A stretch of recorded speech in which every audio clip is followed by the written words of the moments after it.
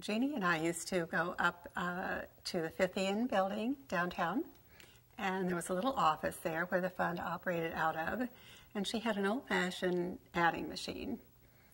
And we would sit down at the adding machine, and she'd say, here's a grant, and they're asking for $1,000.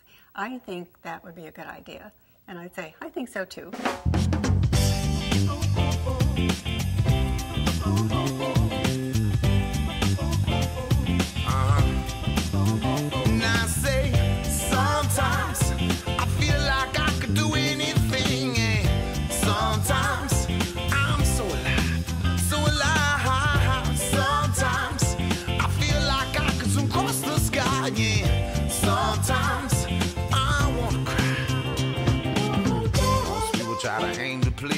A lot of them are kind of weak in the knees. Learning late about the birds and the bees. Falling in love and want to be set free. Playing ball at the age of 13. Everybody's going up with a dream.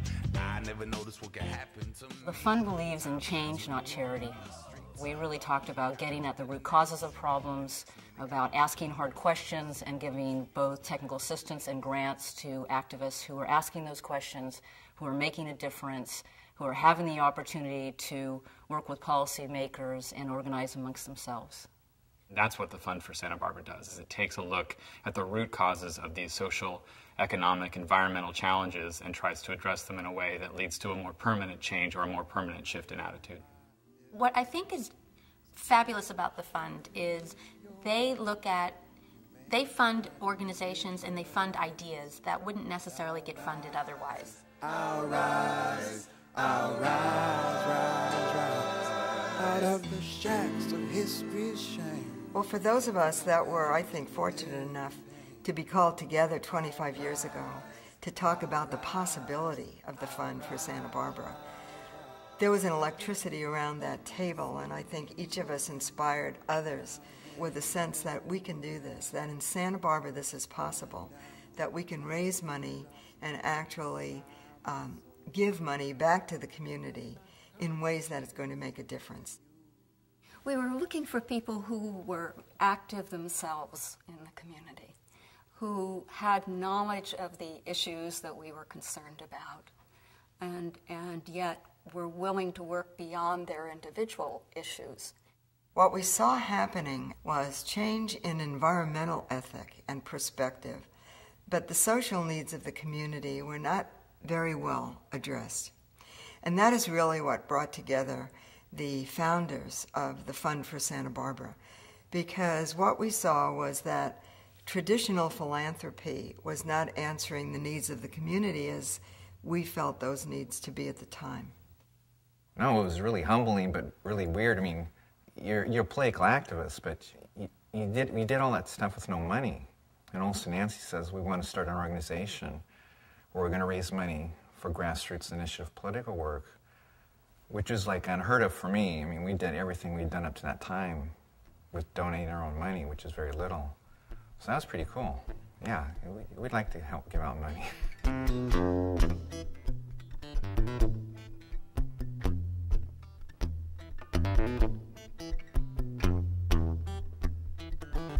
As a donor, I trust two things about the fund. First, I trust the structure of the organization. I like the fact that the grant-making committee is separate from the board of directors. And I like the fact that there is a healthy rotation of board members both on and off the grant-making committee, as well as the board itself. So people are coming from the community onto these decision-making entities and then going back to the community. And secondly, I trust the people. I think that over 25 years, the fund has had an extraordinary roster of people who know the community, who are invested in the community personally, not just financially, and keep in touch with the vibrant change and the changing needs. The people making the grant decisions are people who are themselves activists, and I think that's made a great difference. The fund is really based on the idea that people know their own challenges best, and therefore the solutions need to come from people that are experiencing whatever that issue is. One time, the grant-making committee, when I was still on there, we had a certain amount of groups that applied for money, and there wasn't enough money to go around. And but we had been given a cap about how much we could fund up to this level, and we didn't accept it. We sent it back to the board and said, we refuse to settle for this amount. You just have to raise some more money so that we can give more money to these issues, because we can't cut these people down anymore. And the board actually raised more money. And of course, since then, the amount of money that a group can get has risen significantly.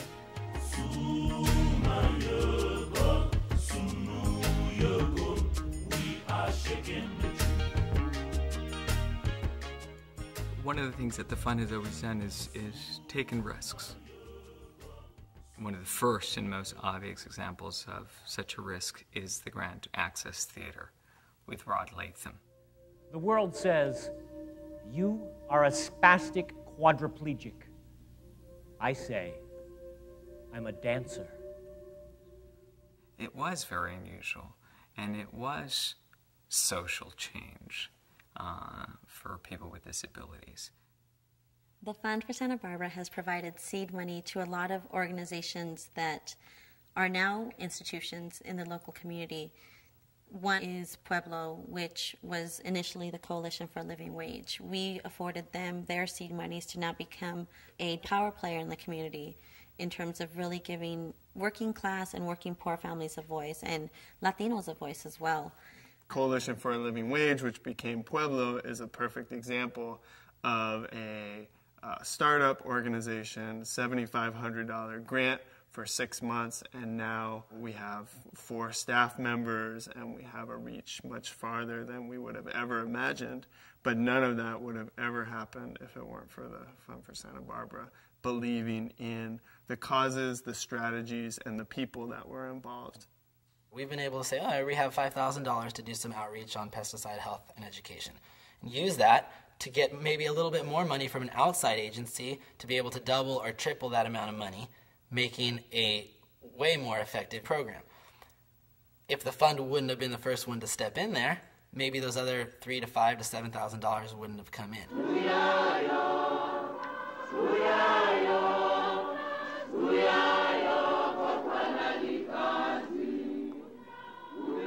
The Henrietta Maria was an exhibition of artifacts from a sunken slave ship that was found off the coast of Florida, and it was an exhibition that was available for communities, but with a price tag, a fairly hefty price tag.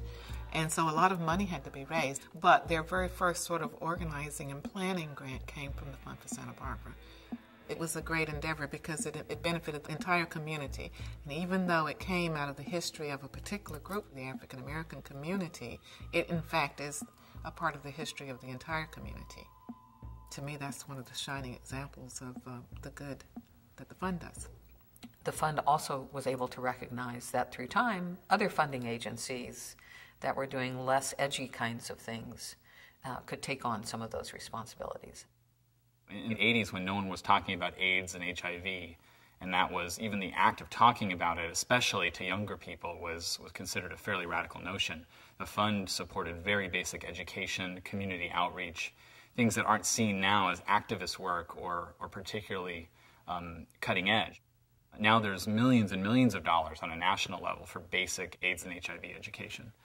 We don't have the resources to be the only supporter of any of this work, so we really hope that we get it going and then we help bring in other funders and other supporters to move the issues on and the work on to the next level. We don't mind. See, we've been doing it all the time. But if you want us to sacrifice, when I started looking at technical assistance, it was like, oh my gosh, it's everything. I mean, it's like a big umbrella and everything fits under it. We don't just give a grant check. We don't just give money, but you get so much more. You get access to staff who has invaluable knowledge in terms of organizing, access to media, or other technical skills like writing press releases, how to fundraise, how to do a budget, and that comes with the grant.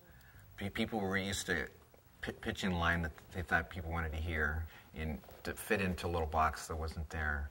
So, I mean, many times we go there and say, just be honest that you want to change things, and that's okay with us. first time we applied to the fund was the first time we ever applied for a grant. We're a new organization. We're just doing small grassroots projects within the community with Native American youth. And it was a little bit intimidating being my first time writing a grant. So I had a lot of questions for the fund staff, and they were very helpful. We talked about what type of project we were going to do and how it impacted the community, and it kind of just got a lot of feedback.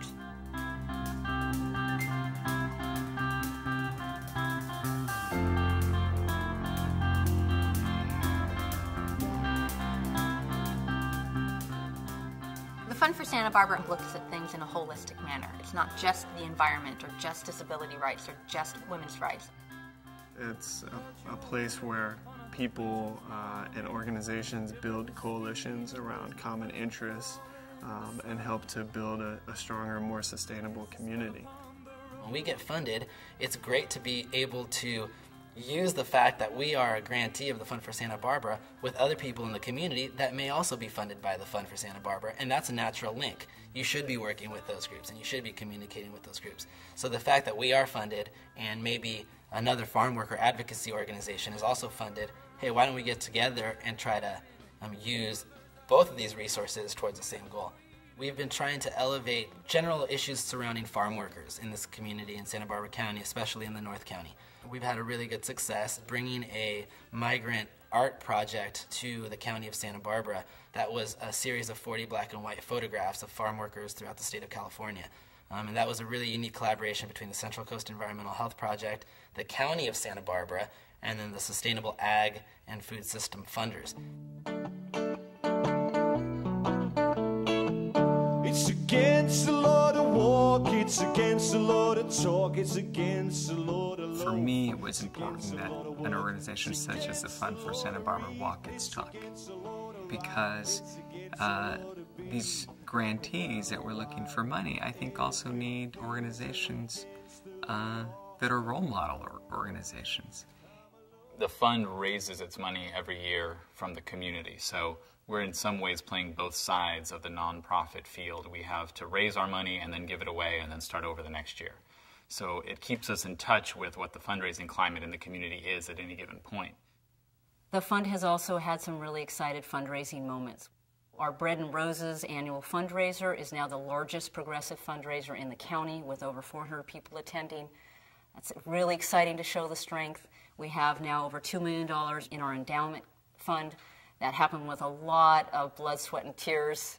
I've changed my living trust to include the fund as one of my charitable giving organizations, and I think it's important to put your money where your mouth is. Dollars raised show that people have confidence in the organization, and it's certainly, again, translated into more grants in the community.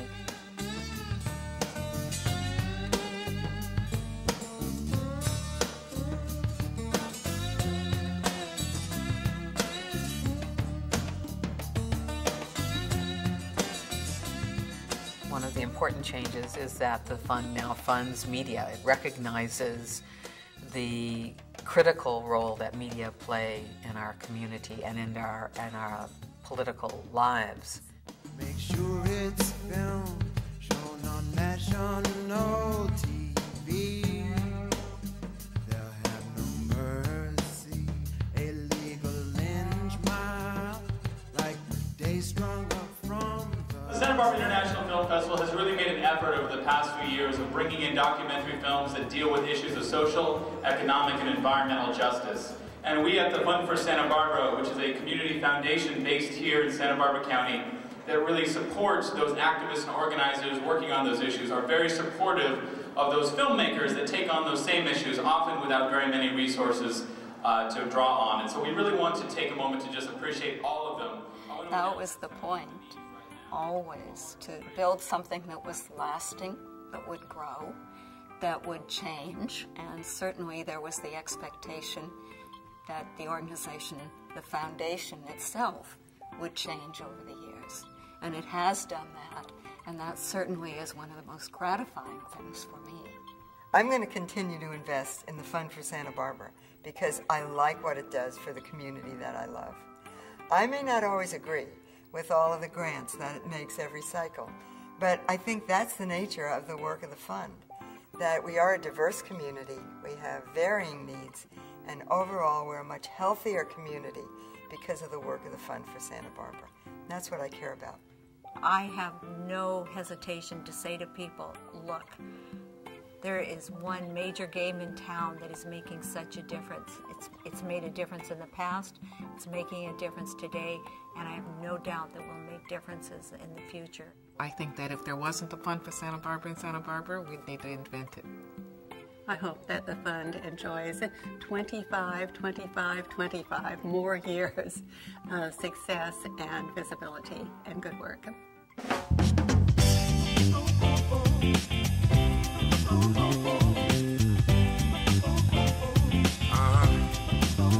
Now say, sometimes I feel like I could do anything, and sometimes I'm so alive, so alive. Sometimes I feel like I could zoom across the sky, yeah. Sometimes I wanna cry.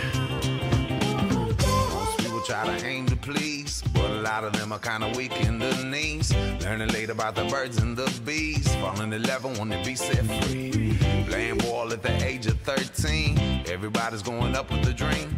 I never noticed what could happen to me. Time flies when you walk in the streets. 1 minute got you holding an ace, the next minute got you fall on your face. I mean, city is a nasty place. Only a rat can win a rat